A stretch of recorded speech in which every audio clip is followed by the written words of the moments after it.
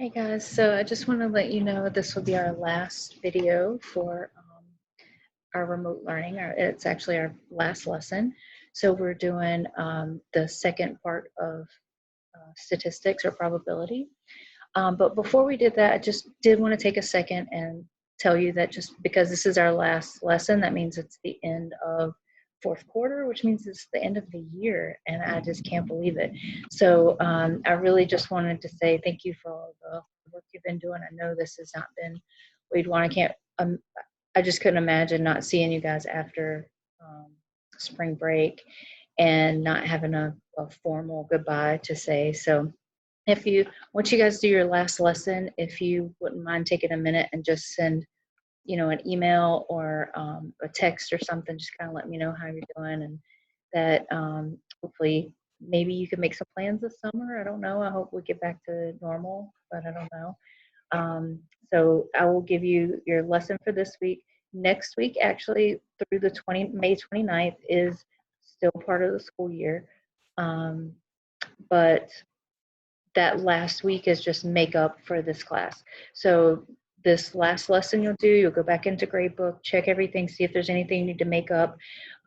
If there is anything you need to make up, it needs to be done before May 29th. So that way it gives you an extra week really to kind of get some makeup work in, just in case you had any problems. But just keep in contact with me if there's anything going on that I need to know about. Just let me know. It shouldn't be a big deal. I'm sure we can work through it. But I did want to take a minute too and give a shout out to our seniors, Nick Pasamonte, Naomi Mahia, Leanne Brown, Nadia Plater, and Taylor Willis. I wish you guys the best of luck for next year. I hope you'll keep me at least informed of where you're at and what's going on. I really hope you get your July graduation. And if you do, I will be there. Hopefully I get to see all of you. That would be awesome. But I do wish the best for you guys. I hate that your senior year turned out like this, but it definitely will be history. It may happen again, it may not happen again, but it's definitely very different. And I hope that your next year in college or whatever you choose to do turns out well for you. And as far as mostly everybody else is juniors, so I know I won't get to see you this year. It feels kind of weird not getting to see you in person and give that formal goodbye, and Zoom is the best I can do. But I would like to ask you guys to maybe stop by next year and just book your head in for a second and say hey and let me know how you're doing and all that. And I hope your schedules are okay.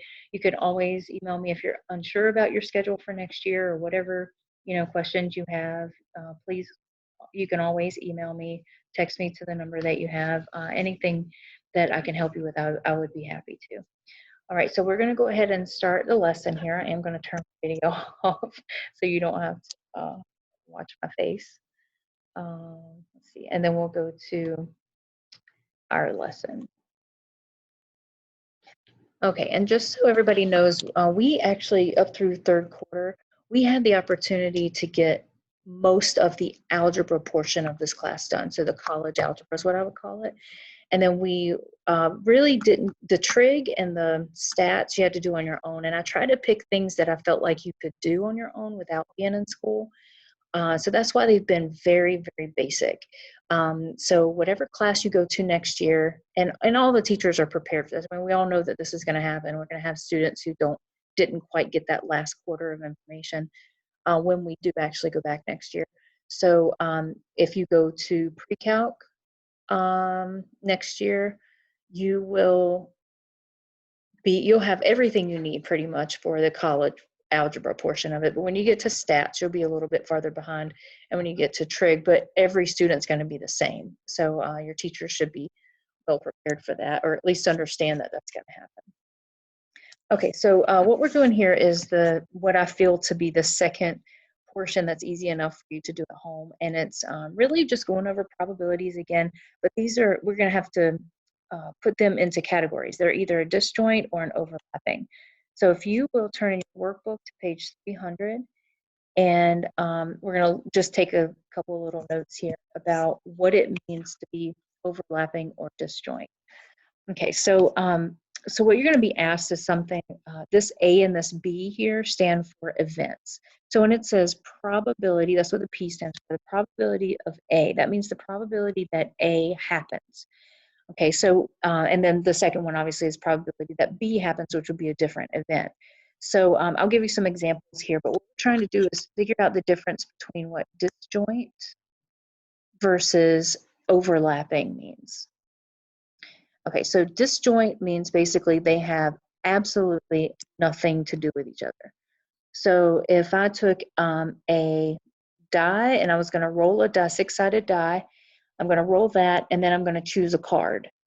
Well, if I roll a die and I get a, I don't know, 2, what's the probability that I get a 2? And then I say, or I choose a jack out of my deck of cards. Well, rolling a 2 on a die and picking a jack out of a deck of cards have absolutely nothing to do with each other. So disjoint, when you recognize that the two events have nothing to do with each other, meaning you can't have another situation where you would roll a die and at the same time have a jack of cards. So that has nothing to do with each other. So I don't know how you can write that. You can just say two completely independent events. They have nothing to do with each other. Now, overlapping would be where if we just had a deck of cards and I said, okay, I want the probability of getting a heart if I were to choose a card, or means plus. One of the lessons that we missed was and, if it said was the probability of getting a heart and a 4, something like that, then you would actually multiply. These are all going to say or, which means to add. So we're going to take the probability of selecting a heart in that deck of cards, or the probability of, let's say, getting a 5. Okay, now these two events are overlapping, that meaning they have something in common because there is a card that is a 5 of hearts. Okay, so what we have to do in this case is subtract out the one that is the heart and the 5. And that's what this means. So if you read that, to put it in an example, A is getting a heart, B is selecting a 5, and then there is a card that's also a 5 of hearts. So what we're doing is, if we were to work this out here, we find the probability of selecting a heart. Well, there are 52 cards total, and 13 of them are hearts. Okay, and then now independently, let's look at selecting a 5. So the probability of selecting a 5, there are 4 5s in a deck of cards out of 52 cards. Now what's happened here, and the reason the overlapping is important to understand, is that we have included the 5 of hearts as a heart. So in this 13, we chose the 5 of hearts was included there. And it was also included in the 4 of selecting a 5. So we have counted that same 5 of hearts, we've counted it twice. So now what we've got to do is we've got to take that out. So we say minus, there's 1 5 of hearts out of 52 cards. Okay, so your job, your examples are not going to say if it's disjoint or overlapping. You have to determine that just by the scenario of the question. Okay, so what happens here is we would just add them up. Notice how we have common denominators. Again, why I felt like this was easy for me to do at home, really without the classroom. I think this would be pretty simple. So we have 13 plus 4 would be 17, minus 1 would be 16. So it'd be 16 out of 52. And then that would need to be reduced. So I don't have my calculator here with me, so I'm not going to actually do it, but I'm going to tell you that you do need to reduce before you enter your answers onto Big Ideas. Okay, so now let's look on 301. We're just going to do these 4 questions, this 3 through 6. That's really all. Oh, if I can get my pen to work here. 3 through 6. There we go. That's all that I'm going to be asking you to do in this section. There's a couple more things, but I think this is the most important and something you could do on your own. Okay, so what we need to do is first find our total number of vehicles. So we have, I'm going to highlight these in their colors. We have 3 red minivans. We have 2 blue minivans. We have 3 blue convertibles, 1 black pickup truck, 3 black motorcycles, and 1 red motorcycle. Red. Oh, and then 2 blue scooters. Okay, so what we're trying to do then is use that information to get this these probabilities they're asking us for. All right, so the first thing we got to do is get the total. So if we have 3, 2, 3, 1, 3, 1, and 2, there are 15 total vehicles, okay, on this parking lot. All right, so what we're going to do is start with finding like in number 3, the probability of selecting a red vehicle, or means plus, the probability of selecting a minivan. All right. Now, we have not determined yet if it is disjoint or overlapping. We will in just a minute. First, let's just find these two.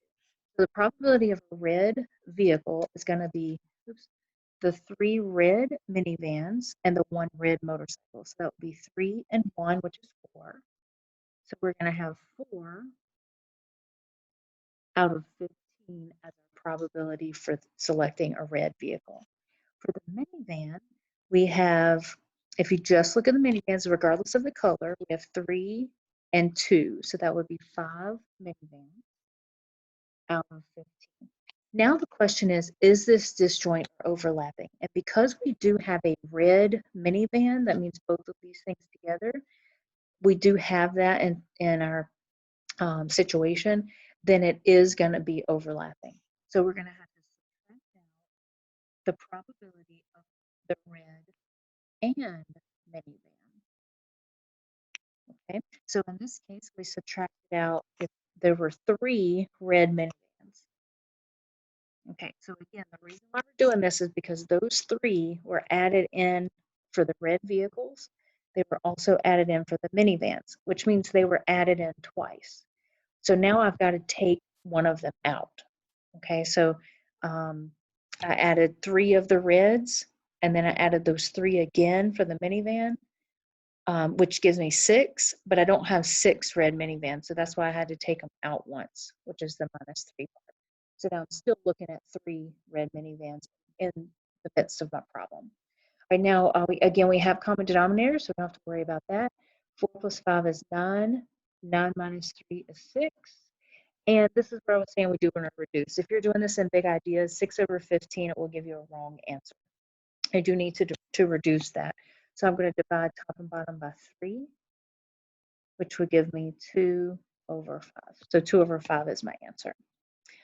Okay, so now let's look at the next one. So we want the probability of a scooter or the probability of a black vehicle. Okay, so the scooter, we had 2 scooters. That's 2 out of 15. And we had black vehicles. Let's see, we had 1 black pickup truck, so that's 1, 3 black motorcycles. So we had 1 and 3, which is 4. Okay, and that was out of 15 total again.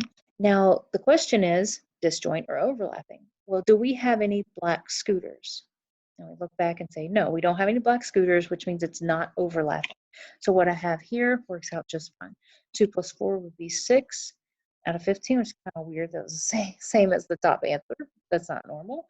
But we do again get 2/5.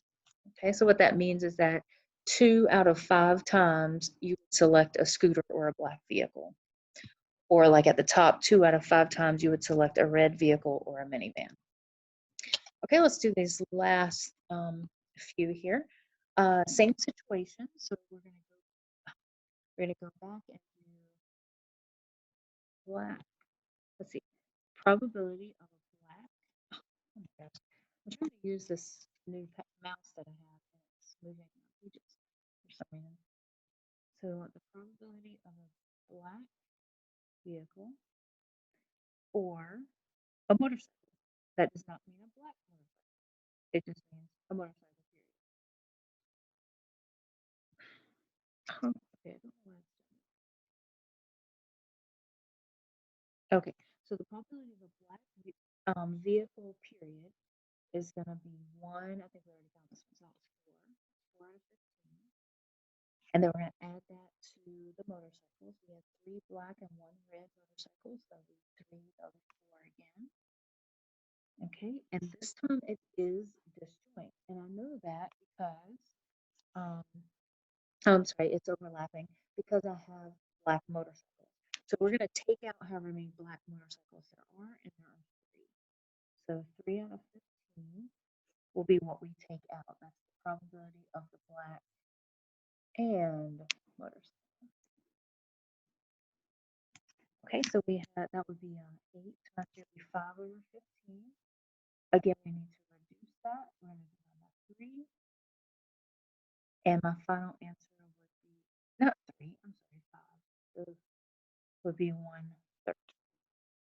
All right, and then the last one, we want a 4-wheeled vehicle or a blue vehicle. So 4-wheeled obviously means your cars versus motorcycles or scooters.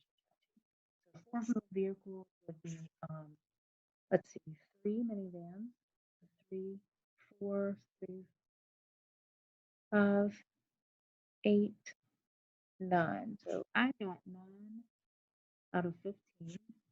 That would be the minivans, the convertible, and the pickup truck. And then we want the blue vehicles. There were 2 minivans and 2 scooters. Oh, and 3 convertibles. So 5, 6, 7. So 7 blue vehicles. But we do have some blue 4-wheeled vehicles. So we're going to have to subtract those out. The blue 4-wheeled vehicles will be the 2 blue minivans. That's 2. And the 3 blue convertibles, which is 3 more, which will be 5. So we have 5 out of 15. And then we add that together, we get 11 out of 15. And that would be the answer we would use. Okay, so again, this week, this is your last lesson for this week. Try to have this done with the big ideas and the forms quiz by Friday. And then the following week is when you're turning things in. Look at that calendar that I sent you through email. It's also on OneNote, and see when you're supposed to be turning your stuff in. For my class, if you have any of my calculators, put my name on them with a piece of tape or something, so they know that they go back to my room. And then your textbooks and anything that you might have that belongs to school, uniforms, anything like that, get turned in. They're just taking them on those certain days at certain times. And then the last week, the 26th through the 29th, is your final week for makeup.